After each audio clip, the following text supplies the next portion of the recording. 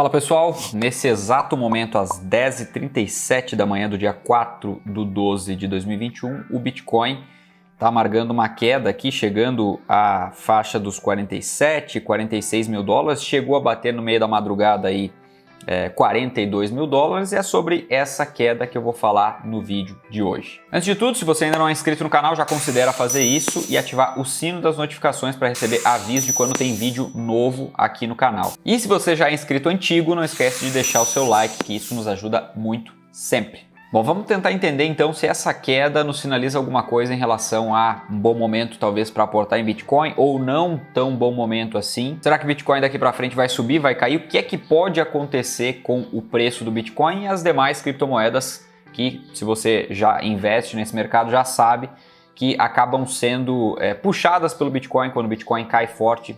Geralmente o mercado todo cai forte, inclusive muitas das altcoins menores costumam cair bem mais do que o Bitcoin. Eu vou mostrar aqui então o gráfico do Bitcoin para a gente entender e enxergar o que é que aconteceu em outras quedas semelhantes a essa. Vou falar aqui também sobre a liquidação dos investidores, e não foram poucos, isso puxou muito a queda também. Vou falar também sobre a correlação com as quedas mais acentuadas da Bolsa de Valores americana e mostrar aqui alguns outros indicadores e índices importantes para você entender se vale a pena mesmo aportar em Bitcoin agora, se esse momento é uma oportunidade de compra, e também vou falar o que eu estou fazendo nesse momento e o que eu pretendo fazer daqui para frente. Bom, para começar, eu já vou dividir a tela aqui com você, mostrando o gráfico aqui com as cotações em tempo real do Bitcoin. Eu estou aqui na própria conta da Binance e vamos dar uma olhadinha no que é que aconteceu aqui, né? Se a gente aproximar aqui esse gráfico, a gente vai ver que o Bitcoin chegou a bater aqui seus 42 mil, né? Isso dentro do dia de hoje. E agora está aqui na faixa dos 47.300, mas está ainda oscilando bastante, embora na faixa aqui dos 47, 46 tenha se sustentado nas últimas horas. E se a gente pegar aqui no ponto mais alto, que foi no dia 9 de novembro, menos de um mês atrás, nos 69 mil dólares, até os 42, isso dá mais de 38%, dá quase 40% de queda. Mas não é sobre isso que eu quero falar, eu quero mostrar aqui outros momentos, como por exemplo a última queda, né? O que é que aconteceu quando o Bitcoin chegou nesse patamar aqui semelhante de preço? Lembrando que isso aqui não é uma análise técnica, eu não vou traçar linhas nem nada, eu só quero mostrar para você o que é que aconteceu na última queda de fato. Né, de uma maneira bem simples aqui, onde o Bitcoin tinha chegado aqui por volta dos 65 mil dólares, realizou um pouco, voltou, e aí depois, lá em maio, ele começou a cair, né? Caiu, e aí chegou num patamar aqui. Notem que não foi na primeira grande queda aqui que o Bitcoin parou de cair.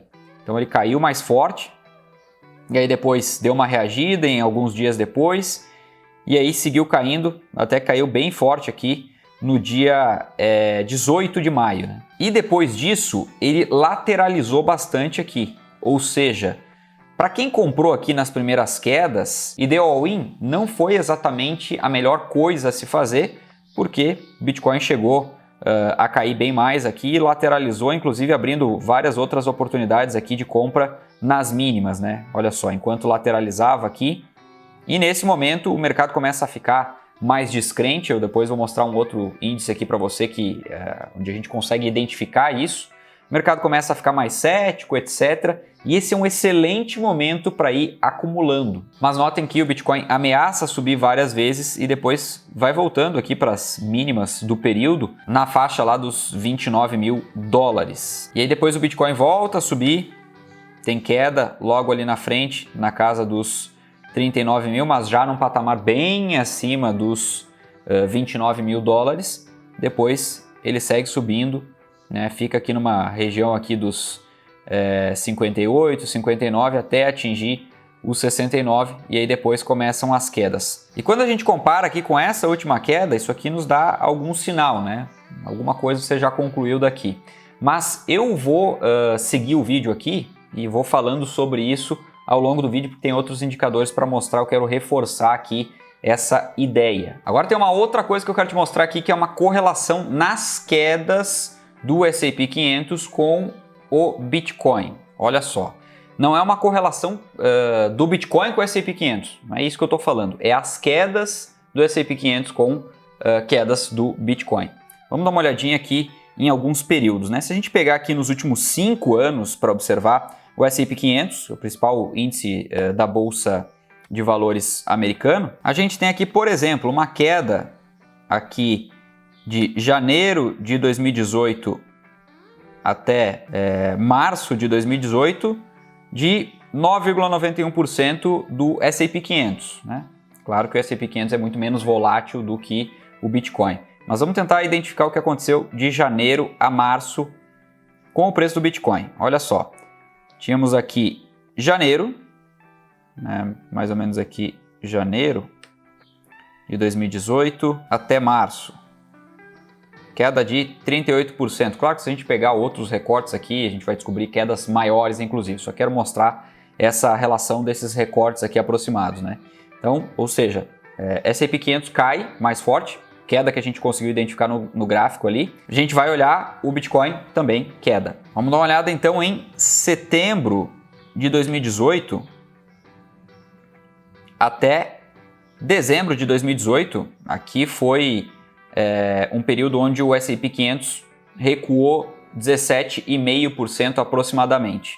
Dá uma olhadinha no que aconteceu de setembro a dezembro de 2018 com o preço do Bitcoin. Estamos aqui em setembro, vamos puxar setembro até dezembro de 2018, 45% de queda do Bitcoin. Agora vamos olhar outro recorte aqui. Vamos pegar a queda maior aqui do S&P 500 lá de fevereiro de 2020 até março de 2020 aqui, né?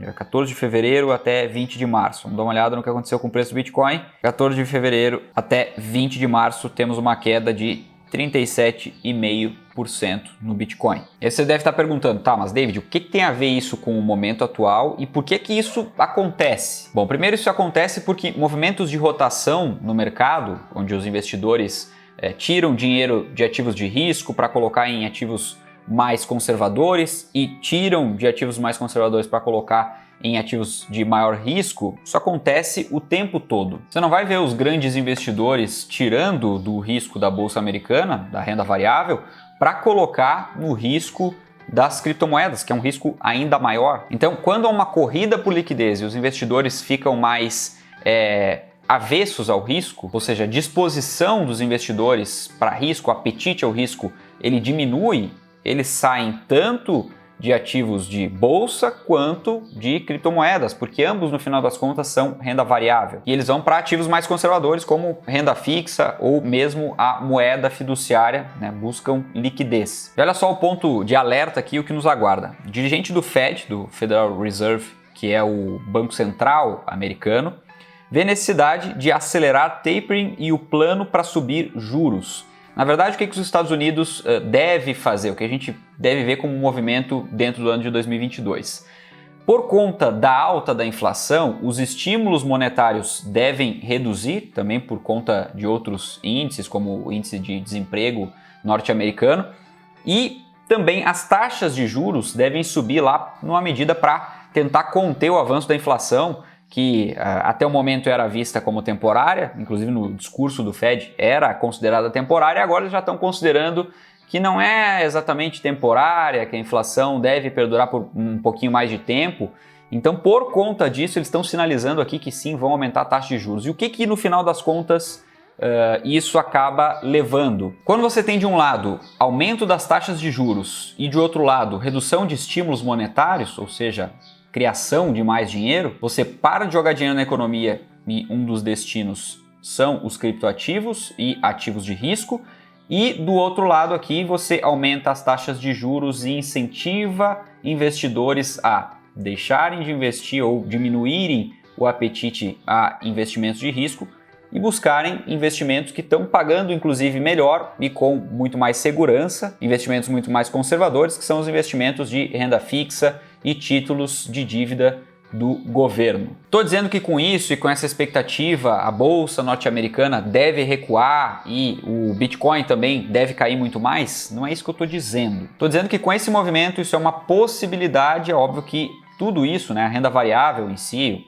os criptoativos, o preço, as cotações do Bitcoin, de outros criptoativos, cotação das ações das empresas norte-americanas e do mundo todo, isso aqui envolve uma série de outros fatores, não só taxa de juros e estímulos monetários. Mas é sim um ponto de alerta, e isso significa que se o mercado norte-americano recuar, a bolsa de valores cair, existe uma grande chance de acontecer o mesmo ou continuar acontecendo o mesmo com os criptoativos. Agora vamos seguir aqui que eu quero mostrar outras coisas. Primeiro, o índice Fear e Greed Index, que é o índice do medo do Bitcoin. Ele mostra que quando o mercado está muito mais medroso e quando o mercado está mais eufórico.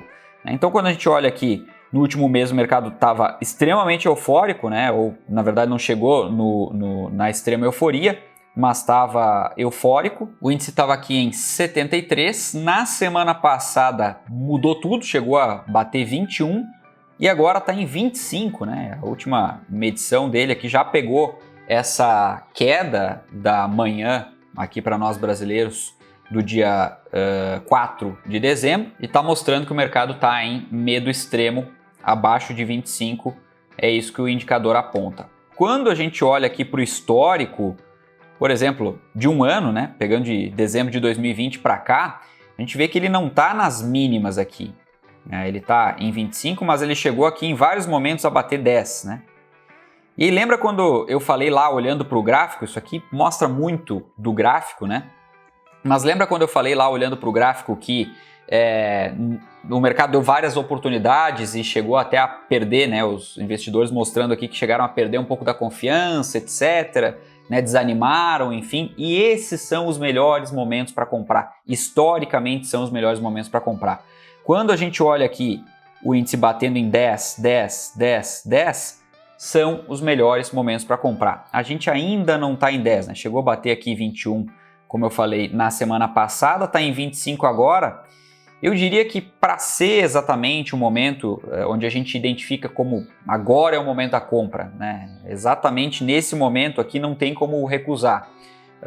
Seria aproximando aqui de 10, né? Mas quando a gente olha aqui para todo esse movimento e vê que em vários momentos ele bateu aqui 40, 38, 27 lá, nos momentos onde o Bitcoin estava mais alto, e depois aqui 32, 21, 20, para depois dar aquela grande subida, a gente identifica que sim, já é um momento interessante para fazer aportes em Bitcoin. Já é um momento interessante para pegar daqui a pouco, se você tem um caixa, e colocar parte desse caixa em Bitcoin aproveitando essa queda, sim. E aí, para não deixar muito longo o vídeo, eu quero só mencionar aqui que o índice de liquidação de investidores também bateu recorde aqui, se a gente comparar com os últimos dias, mais de 2,1 bilhão de dólares até o momento, dentro do dia, foram liquidados, ou seja, investidores que estavam lá alavancados foram varridos, liquidados. E aqui é um ponto de atenção, né, para quem trabalha com alavancagem, né, opera com mercados futuros, por exemplo, tem que ter muito conhecimento para fazer isso aqui, tem que ter stop, tem que tomar muito cuidado. Eu não gosto de fazer isso particularmente, não sou um exímio conhecedor, mas conheço dos riscos que isso aqui envolve, então muito cuidado nessa hora. E para finalizar, eu quero trazer aqui um tweet do perfil do Plan B, mostrando aqui, ou lembrando todo mundo, do bull market lá de 2017, que trouxe várias quedas de 38, 38, 33, 38, 36 e 29% ao longo de toda a alta. Então, não se assuste com grandes quedas do Bitcoin, porque isso é natural, é normal acontecer nesse mercado. E quem acaba se impressionando, comprando lá na alta e vendendo nos momentos de grandes quedas, perde, além de toda a alta de fato, né, nos momentos de alta mais expressiva, de bull market, acaba perdendo inclusive muito dinheiro fazendo esse tipo de coisa. Então, os melhores momentos para comprar são quando está todo mundo muito assustado, e os piores momentos para vender